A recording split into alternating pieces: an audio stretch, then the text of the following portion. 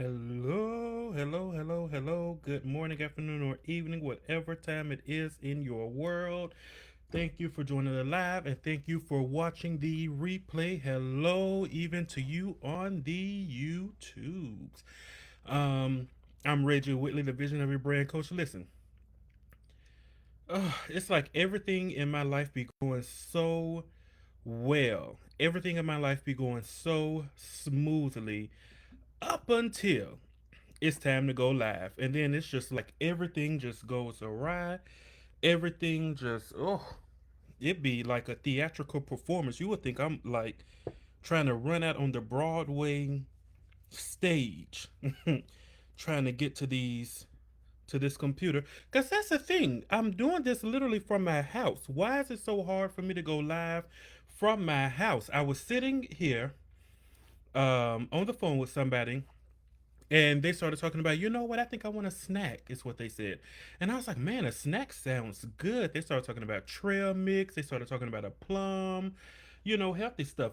Me, I was like, I want some ice cream. um, but I don't have ice cream. I don't keep ice cream here.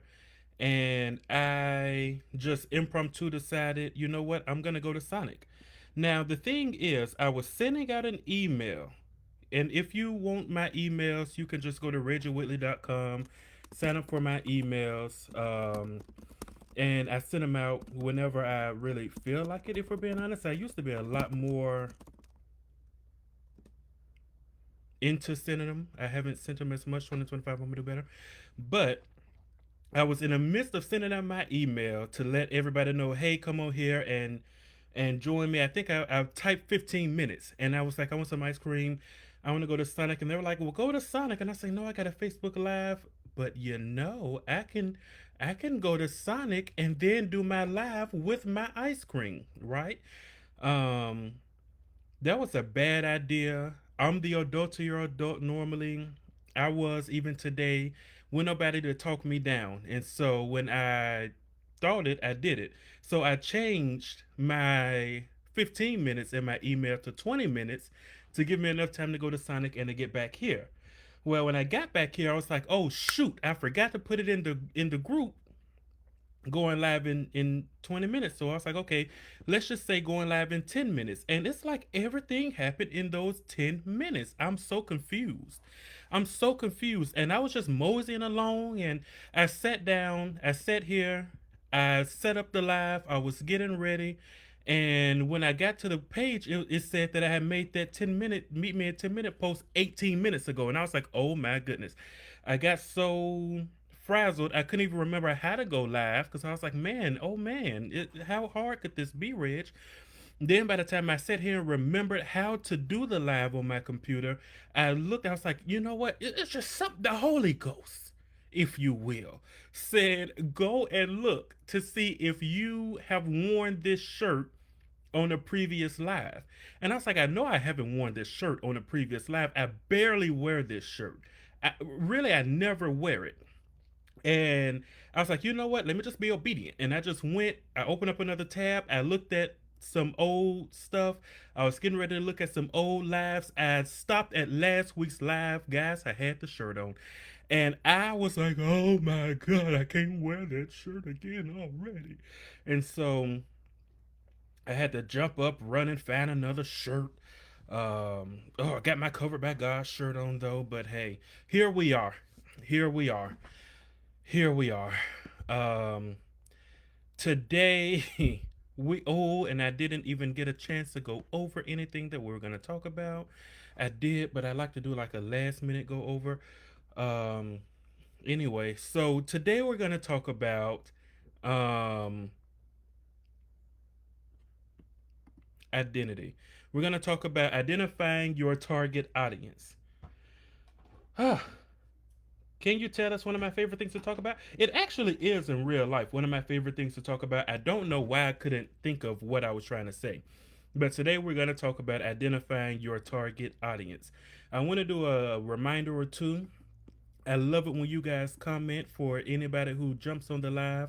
Unfortunately, Meta, for those of you who don't know, Facebook and I, Meta, if you will, and I have been at odds for quite some time. YouTube does me a whole lot better. I do download these and put them on YouTube for the replay, but Meta and I, we've been at odds for quite some time. So I think that Meta just does certain things that tick me off. One of the things that I've discovered that it does is I be on here thinking I'm talking to myself, and it actually be people not only watching but also in the comments.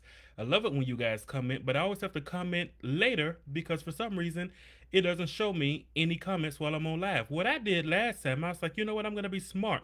I'm gonna have my phone beside me and I'm gonna pull the live up on my phone and I'm gonna watch myself while I'm talking so I can see it because I'm looking as a viewer. I'll be able to see the the comments. I guess Meta was like thought it was, and it didn't even show me on my phone. And when I clicked off, I was like, man, nobody even got on and said a word tonight. That's fine though. They'll be able to watch the replay. And when I like actually got off and refreshed, there were comments, and I was like, oh my goodness. But we're talking about identifying your target audience. It's one of my favorite things. I just wanted to remind you of that quick thing so nobody new thinks that I'm ignoring them. Um, but yeah, so to identify your target audience, this is why this is so important. So, of course, this is a group for visionary leaders, brand leaders, for those who have brands who are looking to start or already have brands. But here's the thing: target audiences, they do change. You know, just because your target audience was a thing today doesn't mean it's going to be the same tomorrow. And a lot of people haven't taken the time to really learn their target audience. This is going to be such a good live if you really take away from it all that I'm trying to give you.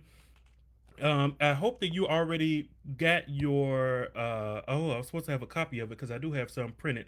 I hope you already got your thingamajigger. I gave you a link for something that's called the brand strategy checklist worksheet. No, it is not a worksheet. Yes, it is more of a workbook, and I just didn't feel like changing the name from workbook to worksheet. Isn't that silly of me? But it is literally 22 pages, so it's definitely not just a worksheet, but it is very good. Oh my goodness, it is so good. I made it myself. I did it myself before I ever showed anybody else. And then at my event on the 16th of last month, I printed them out for the attendees and we went through them together. Plus, they got a lot more stuff. And geez, it is it's such a good workbook, if I must say so myself. Not trying to toot my own horn or nothing, but you know. And it is free. It is free. The link is pinned in the comments. You can get it there. So what we'll do is we're gonna just talk about your identifying your target audience because like I said in my post earlier, any brand, and I say this all the time, any brand, any business or nonprofit organization who says that everyone is a target audience is going to fail. Now that's not me speaking failure over you. That's me saying if you're out here trying to please everybody, it's not gonna work because no business and no nonprofit can please everybody. You cannot serve everyone. So that's just look at, if we're being honest, even something as simple as a church. We look at a church as being very simple, but then you do have no church that can serve everybody. Why? Because you have somebody who's used to a Baptist, older school Baptist style church where they're singing the hymns. They're just sitting there, and the mother just busts out and starts singing a hymn. I personally have never understood what level you have to reach in God or in the church where you can be a church mother and just bust out while somebody up talking. You could just bust out and start singing. I've never understood it, guys. It seems to be very out of order, as much of out of orderness as that young lady walking into the church on the color purple singing God is trying to tell you something. I have never been except no, I'm lying. How did I get that wrong? That wasn't the color purple. That was Tyler Perry. That was what Tyler Perry movie was that? Oh, or was that the color purple? What movie was that, guys? Oh, that is gonna bother me. I don't know what this live is gonna be tonight. What movie was that? What movie when the lady walked in the church singing? No, it had to have been Tyler Perry. Tyler Perry. Why did I think that was the color purple? I don't know, guys. We got other stuff to do tonight, and I don't have time to be on here trying to figure it out with y'all. And if you put it in the comments, I don't know how to see it. I'm sorry, but thank you for trying to help me out. But anyway, so and I think that it's just all out of order. Anywho, the point is nobody can serve everybody. Gosh, we're just off track. This is what happens when my mind is just like all over the place. Nobody can serve everyone. So I was gonna say about the churches. So you have some people who are used to, because I feel like I'd be hollering. You have some church people who are used to the hymns, the old school Dr. Watts, who are used to the hoop and the holler, the preacher with the asthma. And then you have some who like a shout, some who like a praise break every Sunday, some who like to jump up and down, run around the church, and all that stuff. And so no church can serve everybody. And we haven't even, that's just Christians. We haven't even gone until you have like you have denominationalism, and then we haven't even talked about like the different, you got Christian, you got Catholic, which is still a form of Christianity. You have Buddhists, you have all of this. So nobody can serve everybody.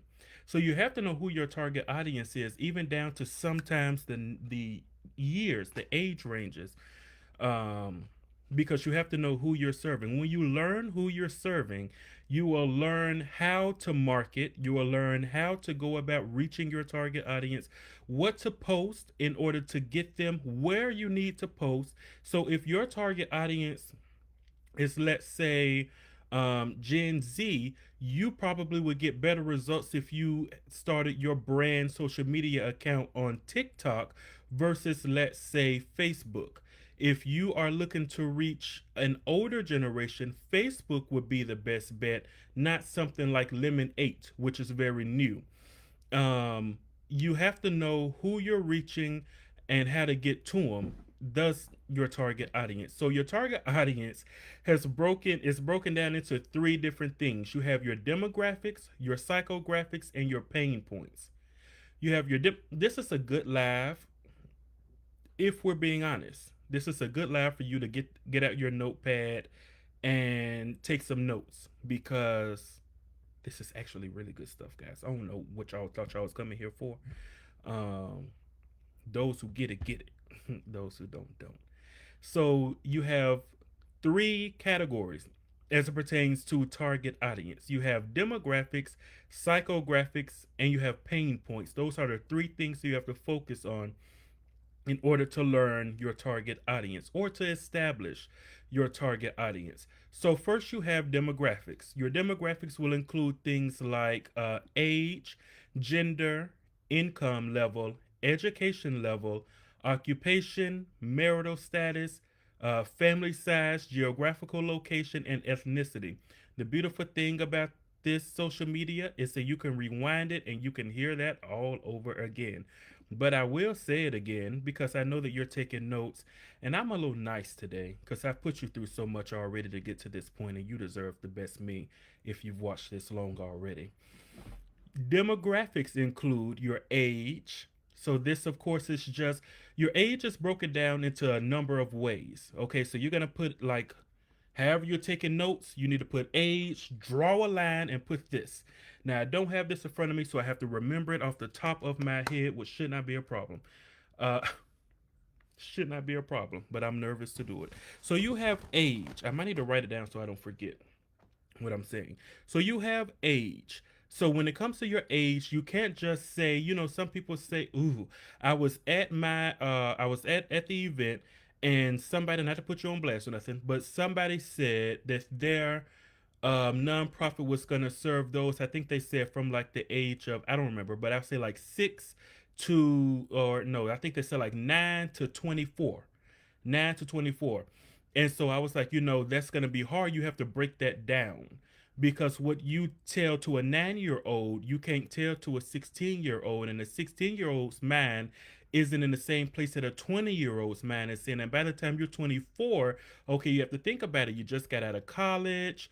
If you went to college or you are, about 24, chances are great you're trying to start making some more permanent decisions as it pertains to life, because now you have gotten to the point where you're probably thinking about a career, starting your business if you haven't already, being more serious about things by the age of 24, more so than you were at the age of 19. So, in order to break it down, you have to understand the different categories of ages. So you have elementary age.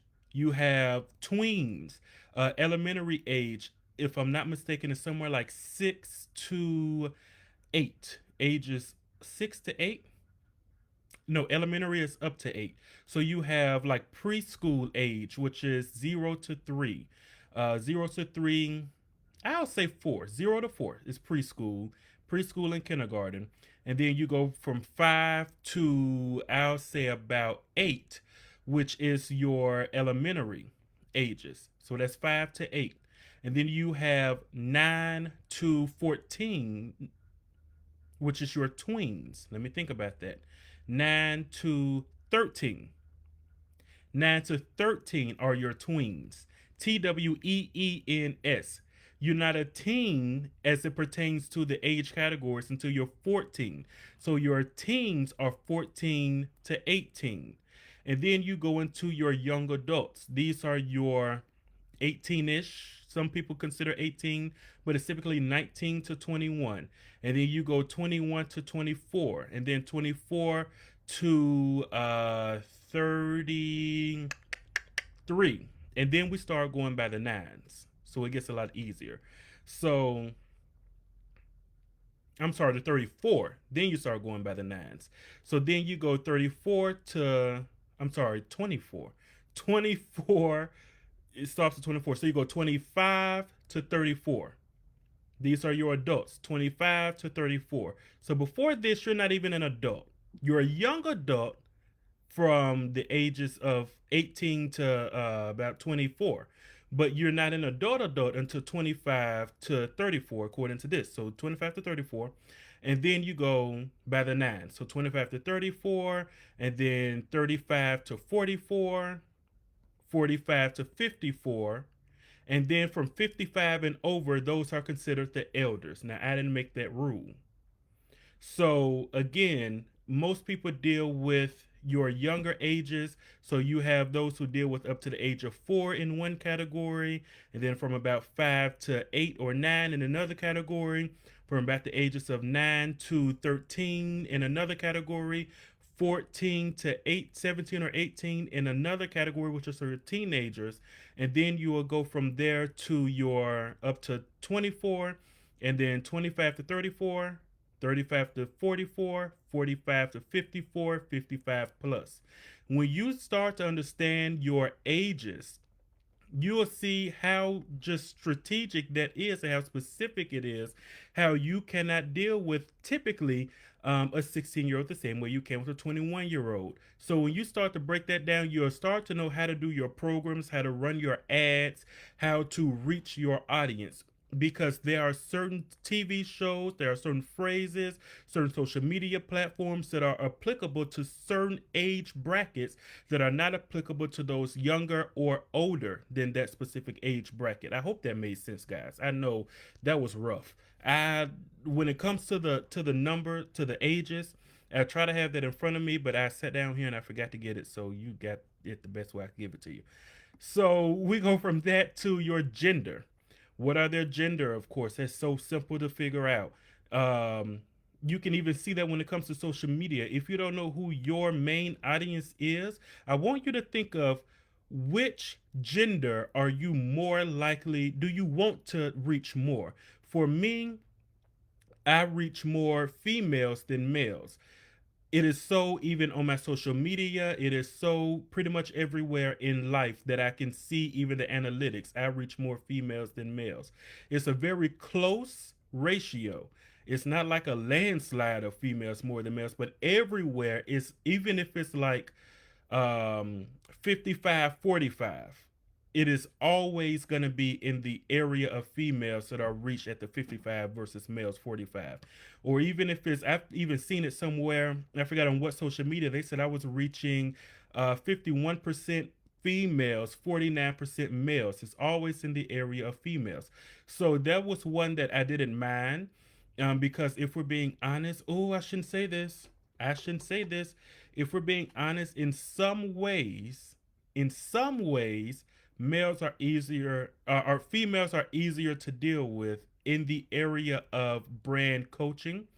Males can be easier because males are more so statistically, whatever you say, Okay, nonchalant is what I'm trying to say. You say do it, okay, let's do it. Females will give more feedback, will have more enthusiasm statistically. And so, I'm not mad about that. So that's that on that with the genders. Income level. You have to know the income level because let's think about it. If your service, if your product is a luxury product, is a luxury service, you cannot pinpoint or target those who are of a lower income. Can lower income people afford your product? Perhaps if they save up for it, perhaps if they don't have good money management skills and they're going to prioritize this want over a need, perhaps if it's around tax season, perhaps if it's the first of the month, the 15th, So, that if you have a luxury product, chances are great you might not want to target a lower income audience because there are just so many um things that go into if they can afford your product. If you have a luxury product with a luxury price, you have to know you need to target people of a higher income level. Or if you are somebody like I know, I won't say that because I don't know if they want their business out there, but I know somebody who gives a service and they get a better return from low income families. So they go where low income families are. They're not going to go to an expensive restaurant to market. They're not going to partner with somebody whose stuff is so expensive that lower income families cannot afford it. They go where low income families are. And so they're not going to go to, like, let's say, a private school to talk about their service so that their children can go back and tell the parents. They're going to go to a public school in an area that is has more low income families living there.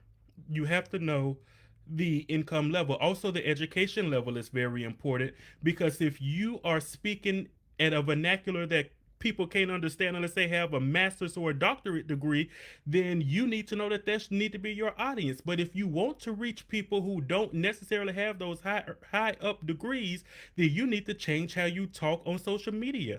You need to change how you present yourself. You need to change your vernacular. Y'all remember when Tiffany New York Polar was on that show and she said about Gemma? I think it was Gemma. She was like, she doesn't have the vernacular that she thinks that she possesses. So you have to know how to talk because of the education level and all that. Occupation is still in demographics. You have to know the occupation of the people that you are looking to target.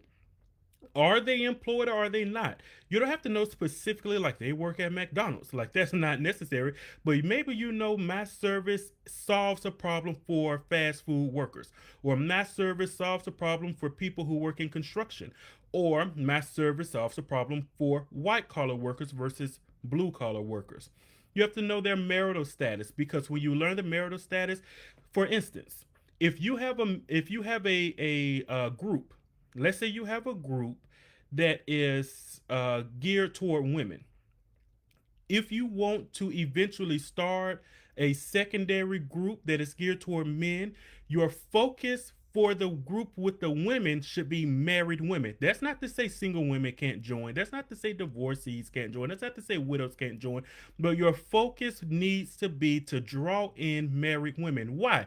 Because if you're looking to eventually start something for men, when you draw in a married woman and you get her to like your nonprofit, your organization, your community, whatever it is that you've built, then you'll be able to convince her in the future, hey girl, I got this thing coming for men. You need to tell your husband.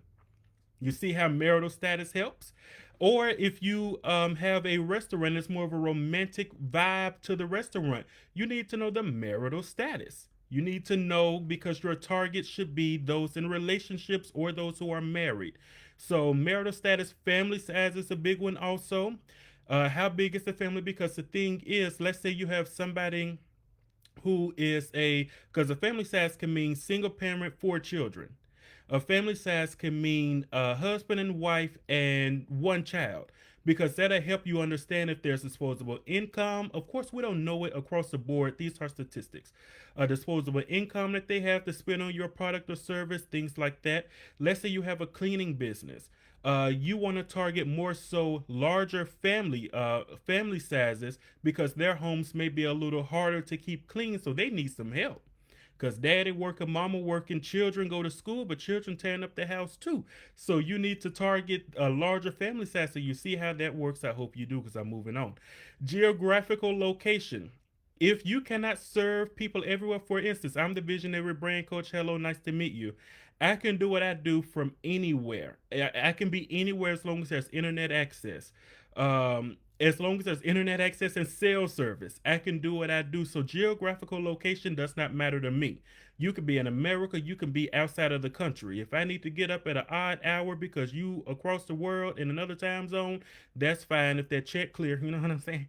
So geographical location don't matter to me, but it does matter to some people, because you have a brick and mortar. You don't need to be marketing on social media to people who are 3 states over when you are in Mississippi. Or if you're in Texas, if you're in Houston, you don't necessarily need to market to Dallas people, because they're probably not going to take a trip to Houston just for you, unless you have something that, it's very good that's going to make them do that drive. But they typically don't drive like that. And ethnicity is a big one for multiple reasons, but one of the main reasons is because you know that different ethnicities have different language. Let's say that different ethnicities have different language. Different ethnicities have different backgrounds, experiences, histories, have different shared experiences. And so when you learn that, you can better reach them. Okay, so that was your demographics: age, gender,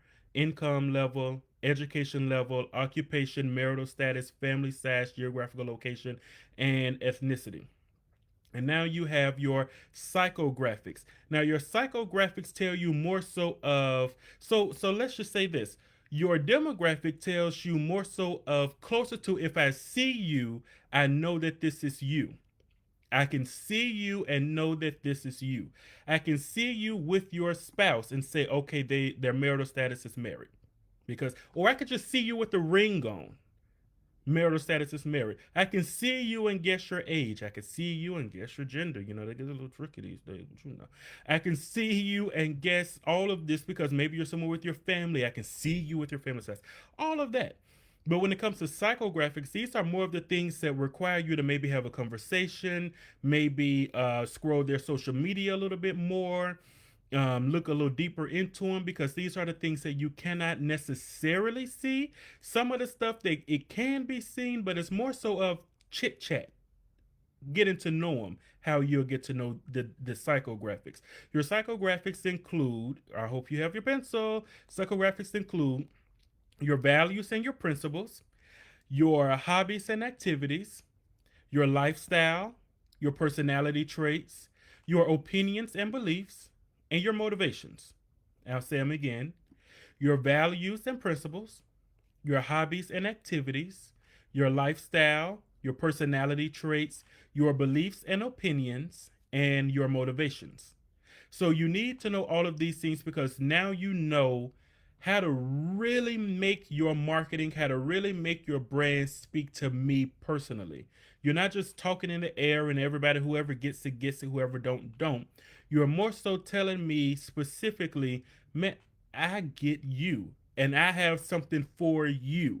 So when it comes to values and principles, these are just the things that we value, the things that we honor, the things that we respect, the things that we hold near and dear to our hearts. These can be considered personal core values. Each person has core values, whether we've identified them, whether we have established them or not. You have some people who are very family oriented. This falls under principles and values. You have people who are loners. You have people who value, who are very spiritual. You have people who don't go to church. Maybe they have a principle, like that's their principle: I ain't going.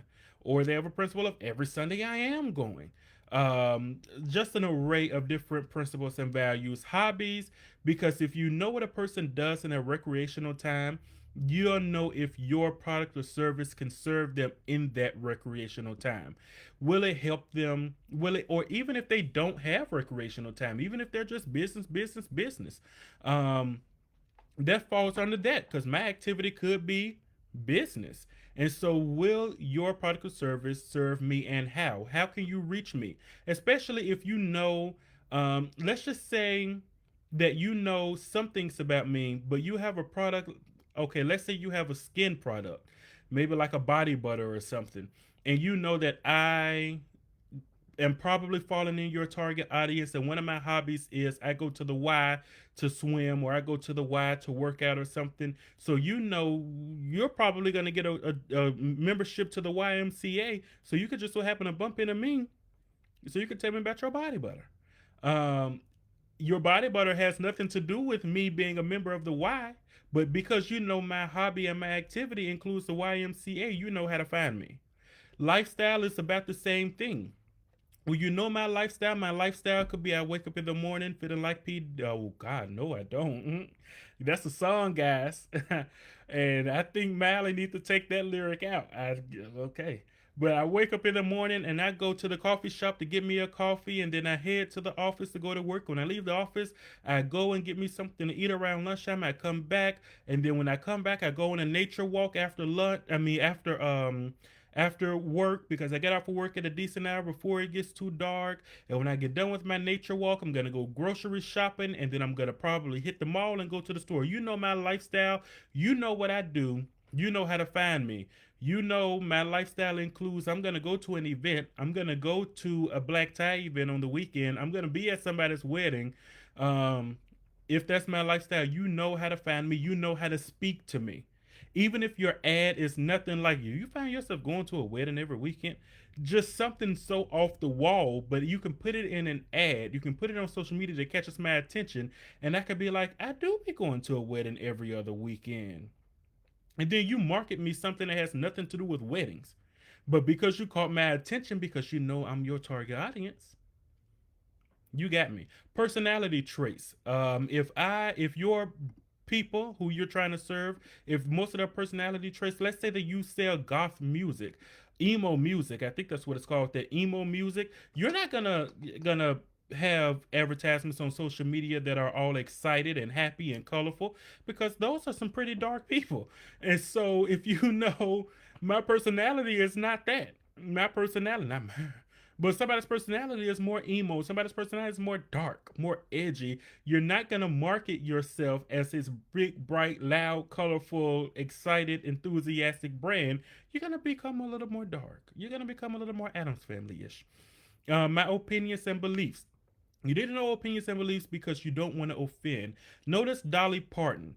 I hope you're understanding what I'm saying, because I feel like I've been talking for a long time.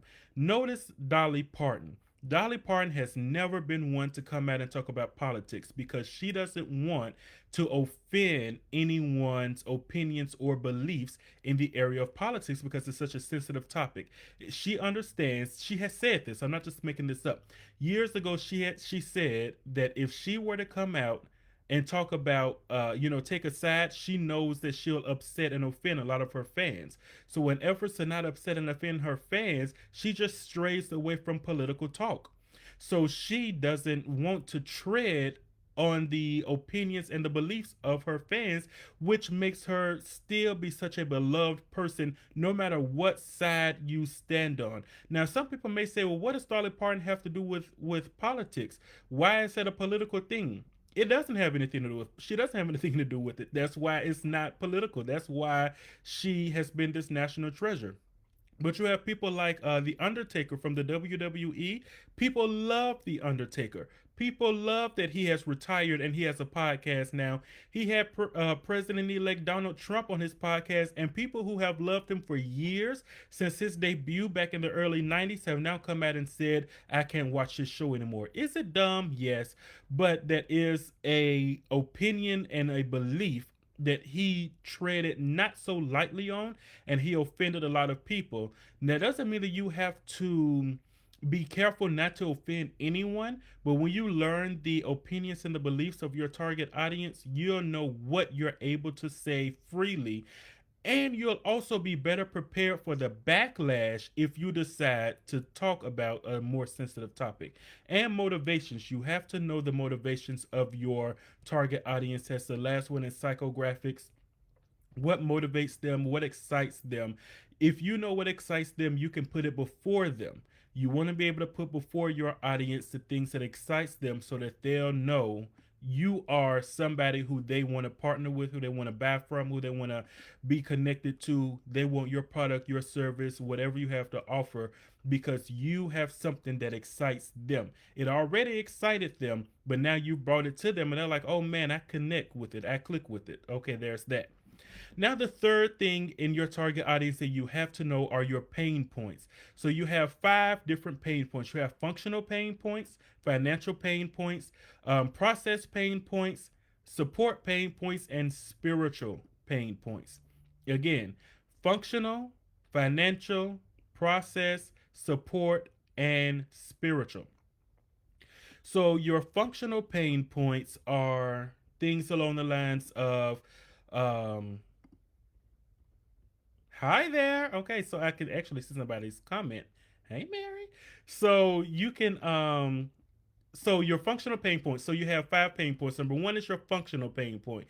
Your functional pain point is related to the problems that an actual product or service does not meet in order to fulfill a need or expectation.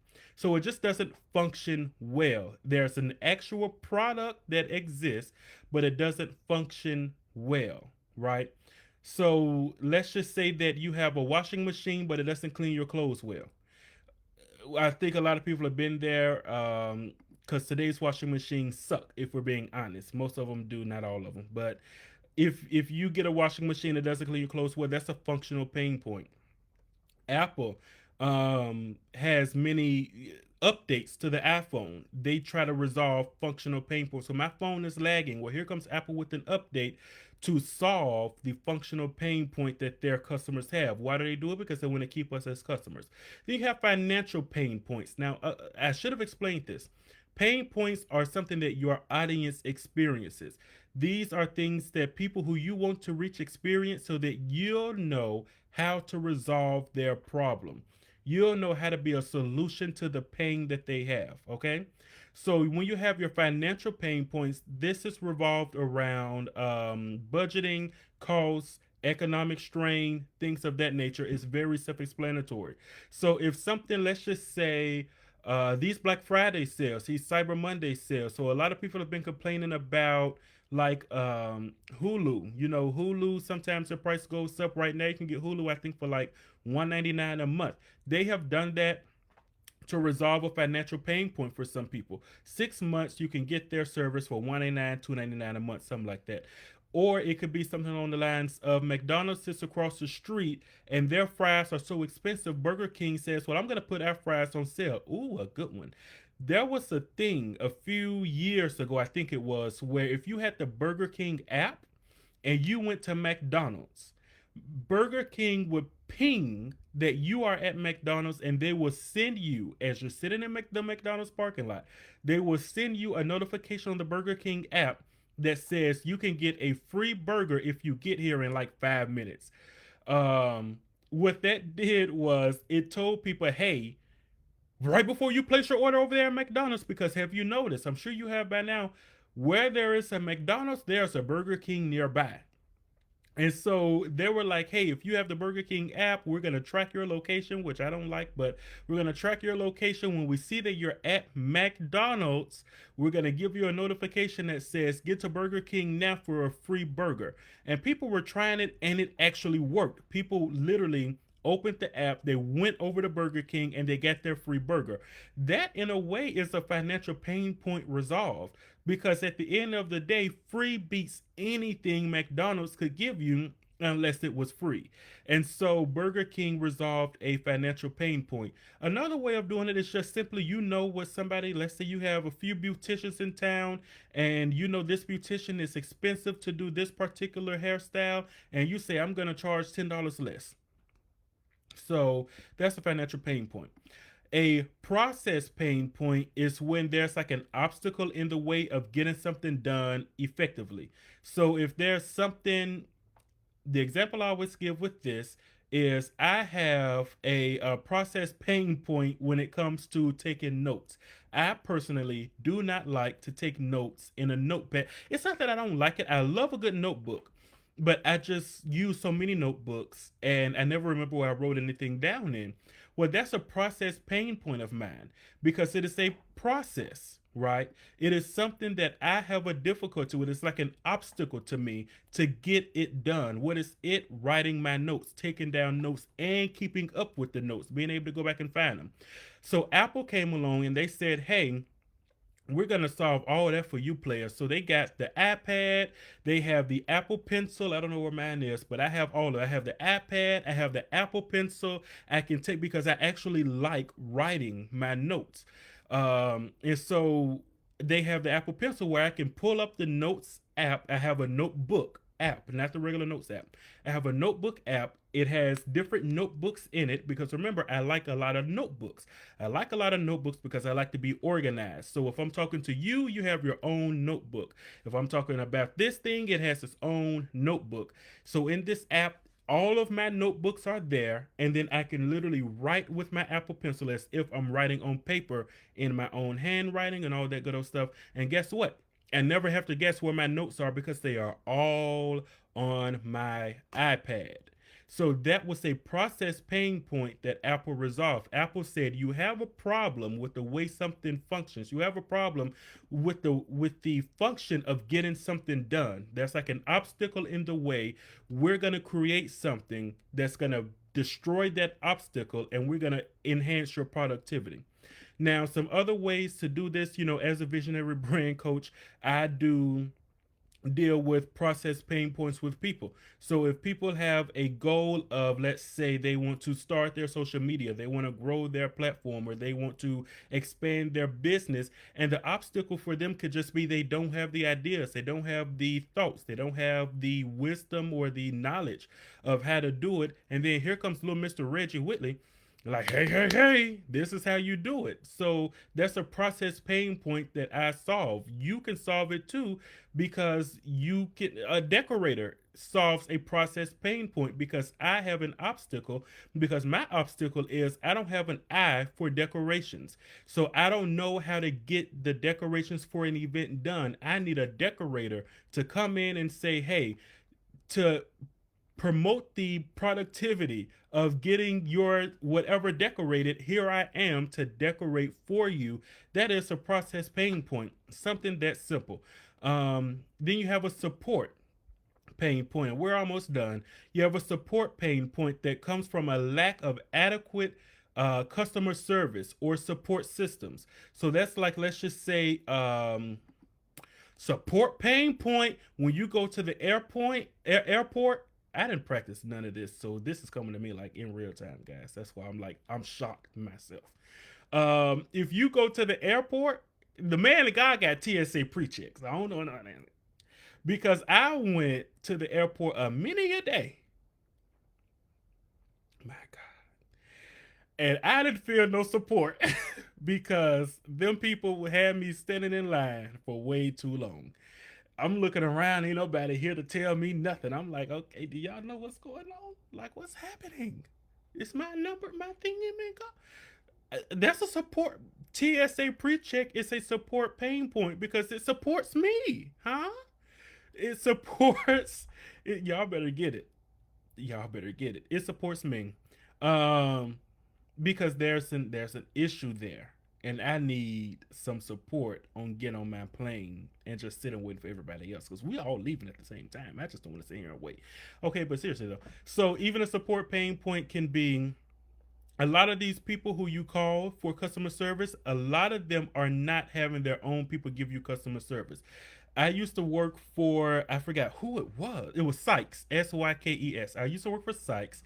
And if you had QuickBooks in like 2020, no, 2021, somewhere around that, if you had QuickBooks desktop, there's a chance that you talk to me and you probably put me through hell because I ain't like that job and I ain't like nobody over there. And I ain't like nobody that called me either. But so Sykes hired me, right? Because they had a contract with Intuit QuickBooks. So you weren't talking to a QuickBooks employee, you were talking to a Sykes employee. And I was hired by Sykes, not QuickBooks, to give you QuickBooks service or support.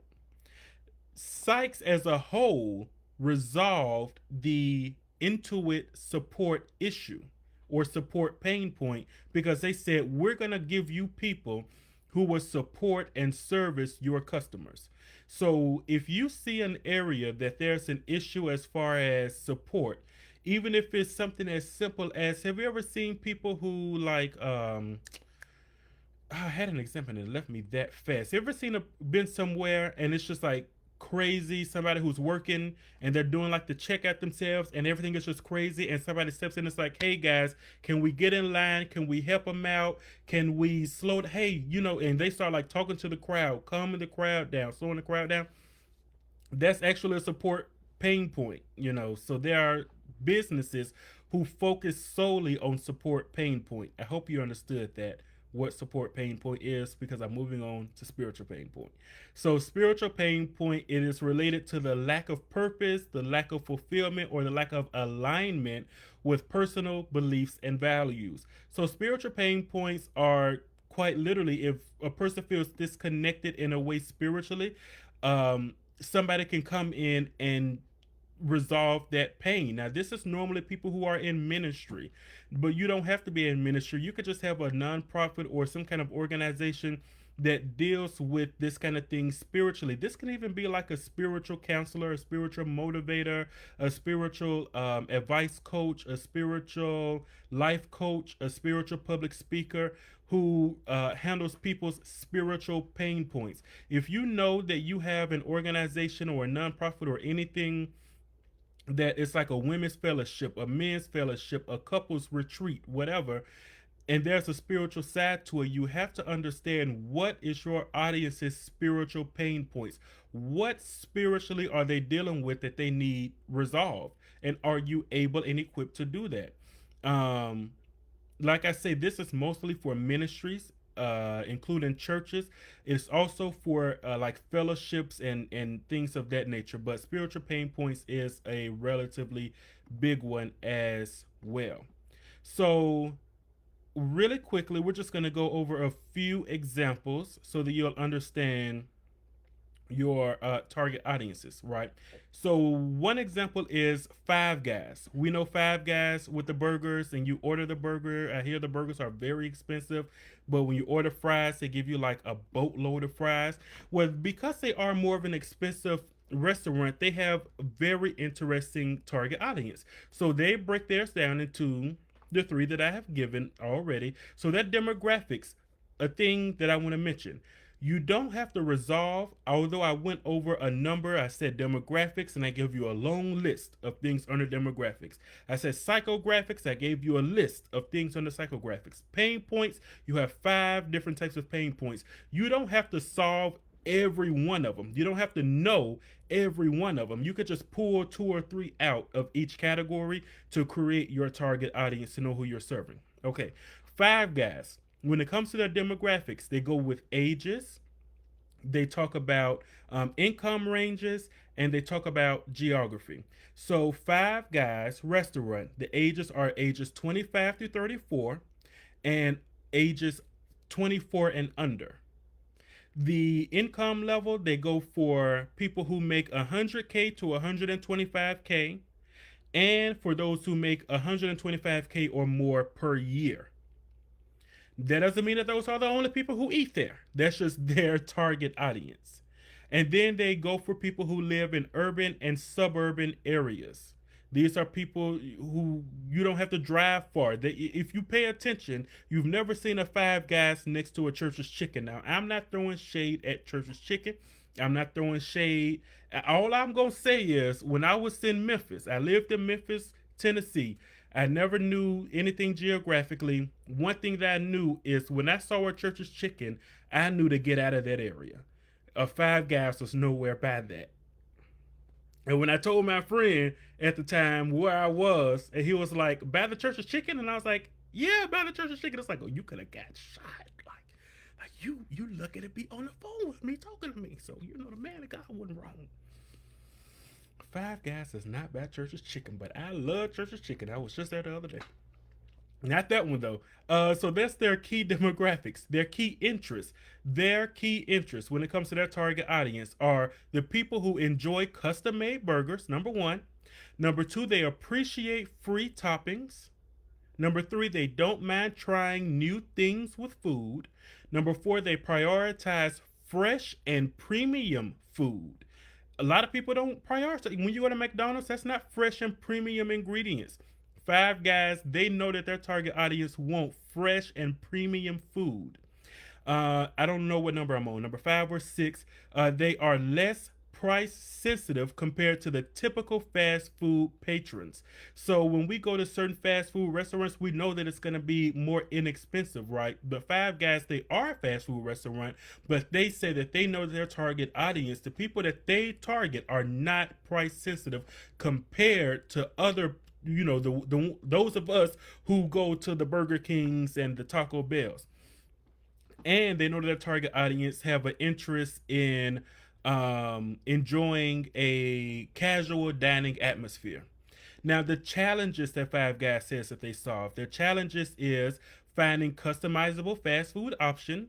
So they ensure that you can customize your burgers, things of that nature. You can get extra toppings and all of that at Five Guys because it's a challenge that they solve.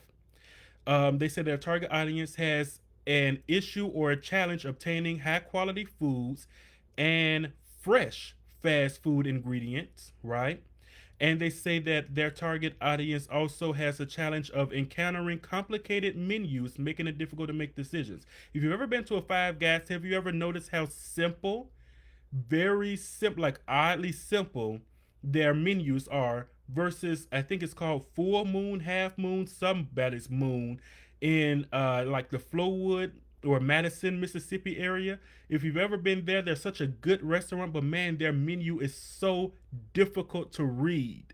So they know, Five Guys knows that their people don't want a complicated menu. So they make their menu simple so that they can, better serve the people who come in. And it helps to keep things moving very fast. You don't have people standing there forever like I am every time I go to that moon place, just standing there looking at the menu like, okay, now what am I gonna? I gotta ask questions and all that stuff. They're like, we don't want any of that. We want this to be easy peasy, lemon squeezy for you. Now we're gonna go to family body Bath and Body Works. Everybody knows Bath and Body Works, right? So their key demographic, they talk about gender. Their key demographic for gender is women. Their key demographic for age ranges is ages 18 to 45. For income level, they target middle to upper middle class. Isn't that interesting? Middle to upper middle, not middle to high. So that lets you know it's not just low, medium, high. It's middle to upper middle class income. For geographical regions, those who targeting primarily those who live in urban and suburban areas, geographically, people who have access to a shopping mall. Because when have you seen a Bath and Body Works that is not inside of a shopping mall? I thought that was very interesting because I never thought about it until I read that. So their key interests include people who value self care, people who value sensory experiences. Sensory will include your five senses, which for them primarily the eye because it looks good, the nose, the smell because all their stuff smells good, not the taste. Sometimes the feel because they have some products that have like um, the coil, like it's shiny, but it looks good, but it also feels very smooth. The labels feel very smooth. Anyway, sensory experiences. Their target audience also are fragrance enthusiasts. They are often influenced by social media trends. They appreciate affordable luxury. That's a big thing. So they're interested in affordable luxury. And they know that their target audience is interested in seasonal products and gifting solutions. So their challenges are finding thoughtful and appealing gifts for different occasions. They solve that because you can find thoughtful and appealing gifts for different occasions. Their target audience has a challenge of they desire high quality luxury products, but often have budgeting constraints. So that goes right back up to appreciates affordable luxury because their target audience has an issue. They have troubles finding luxury products because of their budgeting constraints. So they provide luxury items at an affordable option, at affordable rate. They know their target audience has troubles or challenges finding products and scents that are seasonal and trendy, which is why they have seasonal scents and trending scents. And they know that their target audience often face stress and a high paced lifestyle with a tendency to neglect self care.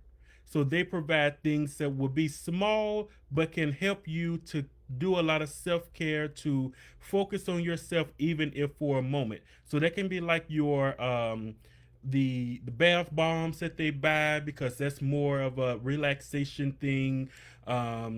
A whole lot of stuff. They even have like the eucalyptus, I think I said that right, scented thing, so that once you're taking your shower, taking your bath, you can relax. You can do a little self care, just relax your mind. So they resolve that. And there's a few more here, but I'm not gonna go over them all. They're all in the workbook that I have pinned in the comments. And then there are a few more that I found here that I don't think I'm gonna go over, just because that took me a long time, and I think it was gonna take me that long. I think that this one is interesting though, as it pertains to being specific Amazon, because Amazon, how I say, you can't serve everybody, but it seems like Amazon has kind of done a good job of proving me to be wrong. But their target audience is ages 25 to 45.